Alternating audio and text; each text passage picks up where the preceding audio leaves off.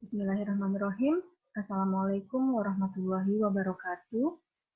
Bertemu lagi dengan Bu Wilis pada mata kuliah Evidence-Based Practice ya, dengan materi Systematic Review atau Preferred Reporting Item for Systematic Review and Meta-Analysis. Ya, kita akan belajar bersama tentang apa itu yang dinamakan dengan Systematic Review. Ya, perlu kita pahami bersama terlebih dahulu ya, tahapan umum penelitian yang biasa kita lakukan atau yang biasa dilakukan oleh para peneliti ya. Yang pertama adalah melakukan perumusan masalah. Setelah melakukan perumusan masalah dari masalah-masalah yang memang sudah yang muncul ya, kita rumuskan menjadi sebuah pertanyaan penelitian ya. Ketika sudah ada rumusan masalahnya, kita lanjutkan untuk mencari studi literatur atau mencari sumber-sumber yang memang bisa kita gunakan dalam membantu sebagai base atau sebagai dasar penelitian kita.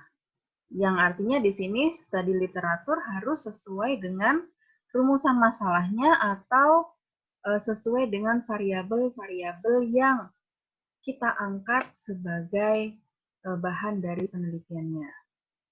Ya. Setelah studi literatur kita lakukan, kita lanjutkan dengan pengumpulan data. Nah, pengumpulan data disinilah yang disebut dengan penelitian. Artinya kita terjun ke lapangan, bertemu dengan para responden, ya, baik itu nanti akan ditentukan dengan teknik pengumpulan datanya, ya, bagaimana caranya dan juga instrumennya, ya, pengumpulan data. Ketika data sudah dikumpulkan, sudah kita dapatkan semua, kita lakukan analisis data. Nah, analisis data ini macam-macam, nanti tergantung dari berapa variabel penelitian yang teman-teman ambil sebagai mungkin nanti di akhir program ini adalah skripsi gitu ya. Jadi ada berapa variabel yang nantinya akan kalian ambil sebagai judul skripsinya, sehingga nanti itulah yang akan dilakukan analisis. Nah, analisis ini juga macam-macam, ada yang hanya deskriptif saja. Jika deskriptif tidak dilakukan analisis dalam mencari hubungan gitu ya, jadi hanya menggambarkan. Analisisnya hanya merupakan frekuensi saja, ya, tidak mencari suatu hubungan atau mencari suatu perbedaan ataupun pengaruh. Selanjutnya bisa kita lakukan pembuatan kesimpulan. Jadi akhir dari penelitian adalah kesimpulan serta saran yang mungkin nantinya bisa diambil atau diangkat. Ya, sebelum kita masuk tentang penjelasan systematic review, ya, kita perlu tahu definisinya terlebih dahulu. Ya, definisi systematic literature review atau juga sering disebut dengan systematic review, sehingga kalian jangan bingung ya, ketika nanti kok ada yang menyebutnya systematic review, ada yang menyebutnya systematic literature review. Sebetulnya dia sama saja, ya. Atau kadang-kadang juga sering disingkat dengan SLR, atau dalam bahasa Indonesianya adalah tinjauan pustaka. Nah, tinjauan pustaka ini dilakukan secara sistematis, sehingga disebutnya adalah systematic review, sistematik, ya, jadi sistematis literatur review-nya. Yaitu apa? Adalah metode literatur review yang mengidentifikasi, menilai, dan menginterpretasi seluruh temuan-temuan pada suatu topik penelitian untuk menjawab pertanyaan penelitian atau research question, ya, yang telah ditetapkan oleh peneliti sebelum dilakukan penelitian. Ya. Metode SLR dilakukan secara sistematis dengan mengikuti tahapan dan protokol yang memungkinkan proses literatur review terhindar dari bias dan juga pemahaman yang bersifat subjektif dari penelitinya. Oke, literatur review yang baik di sini adalah yang melakukan evaluasi terhadap kualitas dan temuan-temuan baru dari suatu paper ilmiah, ya, atau hasil dari penelitian. Perlu dipahami bahwa yang disebut dengan literatur ilmiah adalah berupa jurnal ilmiah, ya, lalu paper dari conference atau proceeding. Jadi di sini nanti bentuknya juga artikel yang sudah dipublikasikan, ya, dipublikasikan di proceeding, jadi dipresentasikan secara ilmiah, gitu ya. Atau tesis dan disertasi, ini sama halnya dengan skripsi, tetapi tingkatannya adalah S2 dan S3, ya.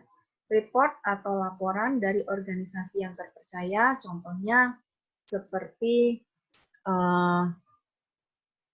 dari BMKG misalkan, atau dari laporan puskesmas, laporan dari kabupaten, dinas kabupaten, ya, profil kesehatan Kabupaten Banyumas misalkan, atau profil kesehatan kabupaten mana, seperti itu, atau juga Susenas, ya, artinya apa saja yang memang menjadi laporan kesehatan, atau buku textbook, ya, buku textbook masih dianggap relevan ketika kita mengangkatnya sebagai literatur ilmiah. Nah, bagaimana kita melakukan studi literatur? Ya, studi literatur dilakukan yang pertama adalah dengan tahapan yang wajib dilakukan dalam penelitian secara terencana dengan waktu yang cukup. Yang kedua, studi literatur merupakan serangkaian kegiatan untuk mengumpulkan, membaca, mengolah data pustaka yang sudah ditemukan. Lalu yang ketiga adalah tujuan dari studi literatur, yaitu untuk mencari teori atau hasil-hasil dari penelitian, baik itu strategi penelitian, prosedur, ya, maupun instrumen penelitian yang akan digunakan sebagai acuan dalam melakukan penelitian. Menganalisis relevansi hasil penelitian yang dilakukan oleh atau yang dilakukan dengan penelitian sebelumnya.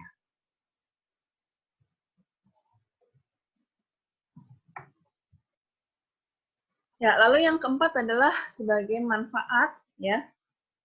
Manfaat dari studi literatur adalah untuk memperdalam pengetahuan tentang bidang yang kita pilih.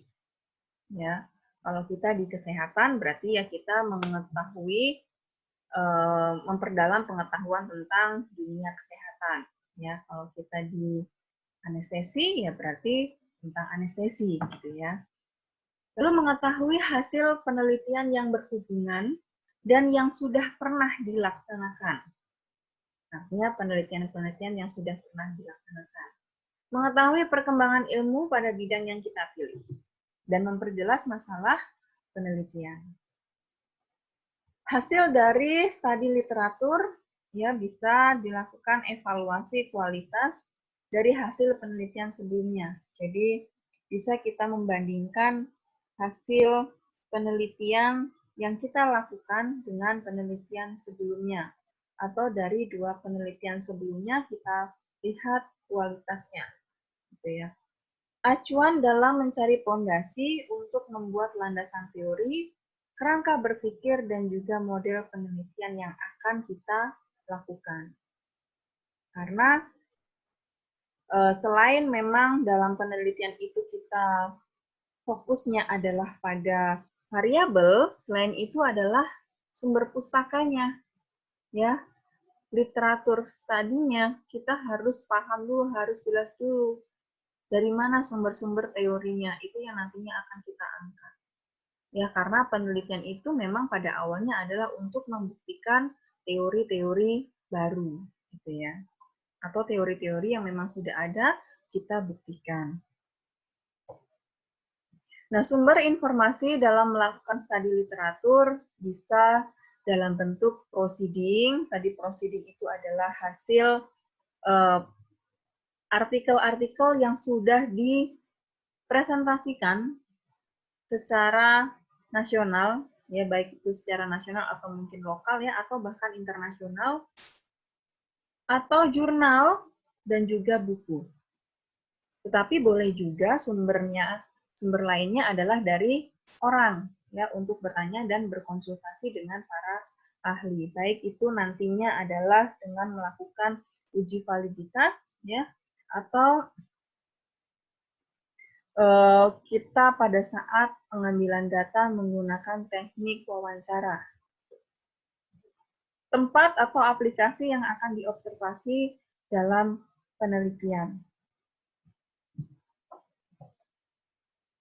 Ya, tipe dari review ya ada dua. Yang pertama adalah naratif atau traditional overview atau narrative review ya atau traditional review.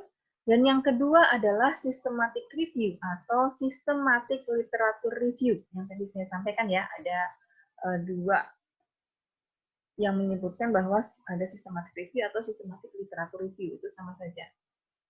Nah, systematic review ini adalah salah satunya meta-analisis, ya. Adalah suatu cara untuk melakukan sintesa hasil secara statistik, nah, kuantitatif ya, atau naratif, teknik kualitatif. Nah, ini statistik atau teknik kuantitatif dan kualitatif ini bisa kita pakai pada saat kita melakukan penelitian. Ada penelitian dengan teknik kuantitatif, ada penelitian dengan teknik yang kualitatif. Nah, kalau yang tradisional atau naratif review, ya, di sini digunakan adalah memberikan gambaran umum tentang topik-topik tertentu. Bermanfaat untuk memahami konsep baru, ya. Kekurangan dan kelemahannya adalah jarang komprehensif, ya. Tidak mengungkapkan banyak tentang metodologi mereka, jarang memperhitungkan perbedaan dalam kualitas studi yang dikaji, sering sampai pada kesimpulan yang salah atau interpretasi yang cermat yang dibutuhkan. Contohnya adalah di sini, contoh naratif review, ya. Nanti kalian bisa klik saja di sini untuk melihat contoh dari naratif review-nya. Lalu yang berikutnya adalah systematic literature review. Ya, systematic literature review di sini adalah yang pertama kajian ilmiah yang berfokus pada pertanyaan spesifik dan menggunakan metode ilmiah eksplisit yang telah ditentukan untuk mengidentifikasi, memilih, menilai, dan merangkum temuan dari studi serupa. Dan di sini merupakan studi sekunder, ya, bermanfaat untuk melakukan sintesis dari berbagai hasil penelitian yang relevan sehingga fakta yang disajikan menjadi lebih komprehensif dan berimbang. Jaringan yang melakukan systematic review ya adalah salah satunya Cochrane Collaboration. Ini biasa digunakan dalam bidang penelitian kedokteran atau kesehatan. Jadi nanti boleh silahkan diklik saja di sini ya. Akan langsung masuk ke Cochrane.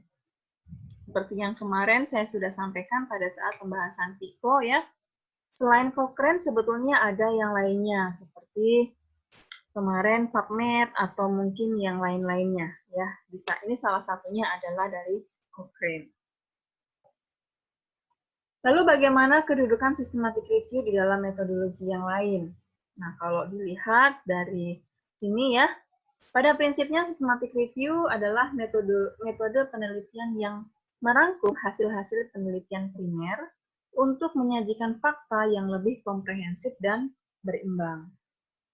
Review yang tidak sistematis, seperti tadi tradisional dan narrative review, adalah metode review atau tinjauan yang cara pengumpulan faktanya dan teknik sintesisnya tidak mengikuti cara-cara baku, sebagaimana systematic review. Jadi kalau kita lihat di gambar ini ya, systematic review ada di posisi ini, ya, ada di kedua. Ya, ada nomor 2. Ya, lalu apa sih perbedaan antara systematic review dengan traditional review?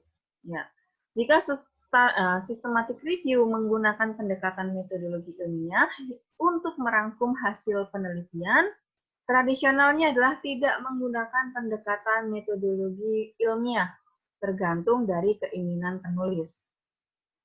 Lalu yang kedua, melibatkan tim peneliti. Tradisional dikerjakan oleh seorang penulis atau peneliti, biasanya oleh seorang ahli. Ketiga, menggunakan protokol penelitian. Tradisional tidak menggunakan protokol penelitian.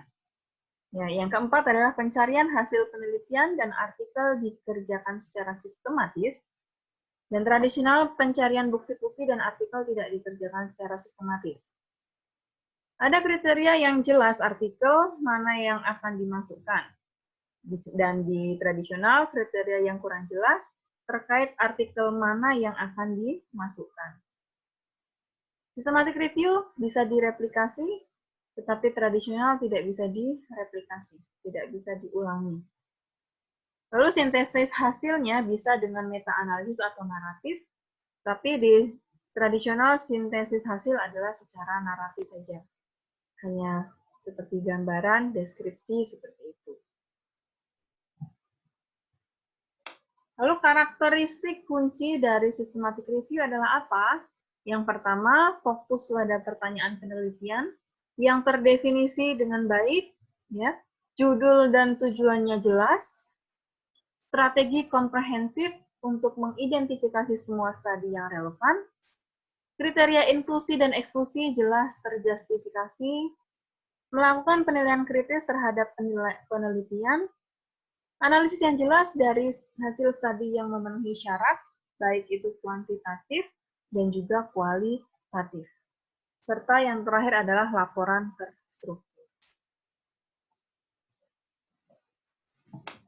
Lalu apa saja komponen dalam paper systematic review? Harus ada pendahuluan, ya, pendahuluan. Lalu yang kedua adalah kajian literatur atau tinjauan teori, ya. Yang ketiga adalah metodologi penelitian. Hasil penelitian, diskusi, di sini juga bisa diskusi atau pembahasan hasil dari penelitian, dan yang terakhir adalah kesimpulan. Metode systematic review ada dua. Yang pertama adalah membuat protokol penelitian systematic review dengan Prisma.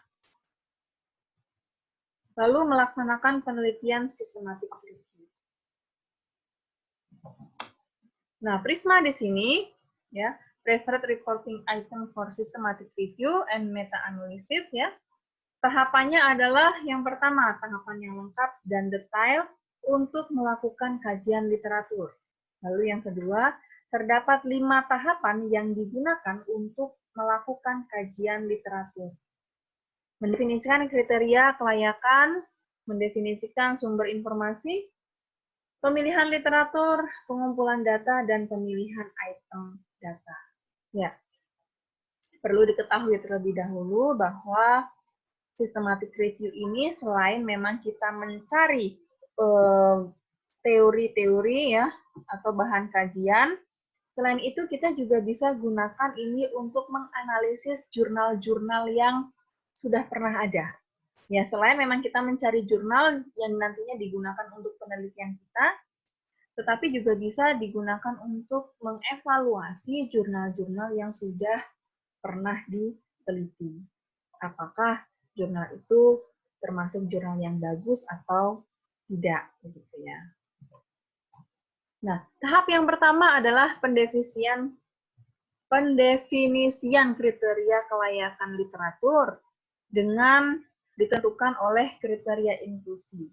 Ya, di sini kriteria inklusi pertama adalah artikel harus merupakan riset asli yang telah dikaji dan ditulis dalam bahasa Inggris. Ya, biasanya literatur yang baik, ya, sudah dipublikasikan secara internasional, gitu ya. Sehingga syaratnya adalah dituliskan dalam bentuk bahasa Inggris atau nasional terakreditasi juga bisa, gitu ya. Dan dilakukan dengan riset asli, artinya benar-benar dilakukan atau hasil dari penelitian yang sebenarnya.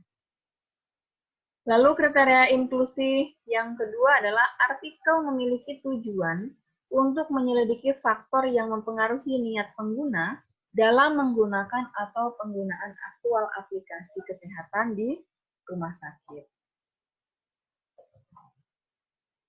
Lalu tahapan yang kedua adalah pendefinisian sumber informasi.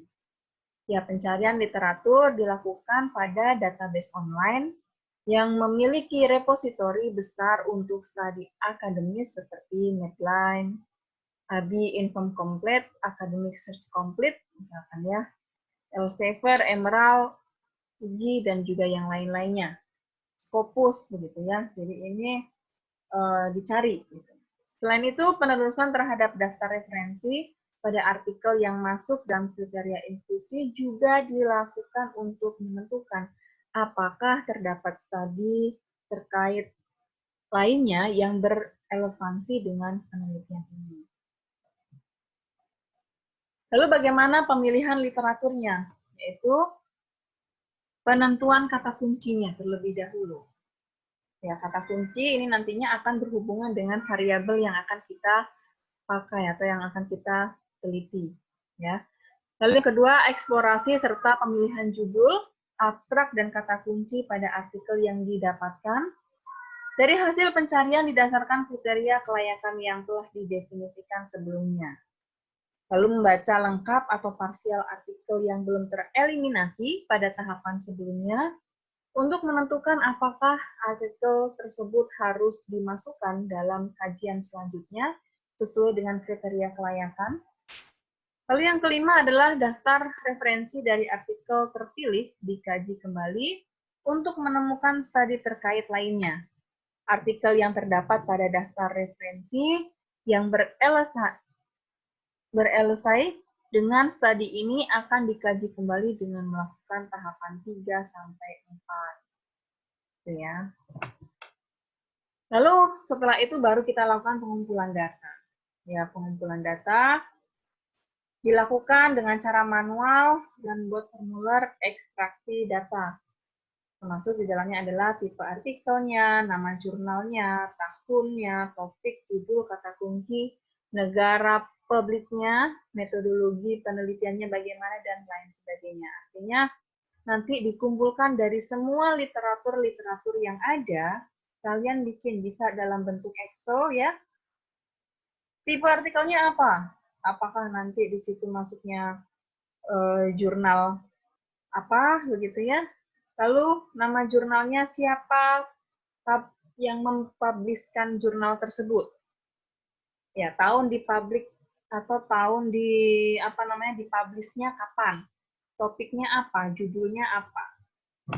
Ya, negaranya di mana? Negara penelitiannya itu, ya, metodologi penelitiannya bagaimana dan lain sebagainya.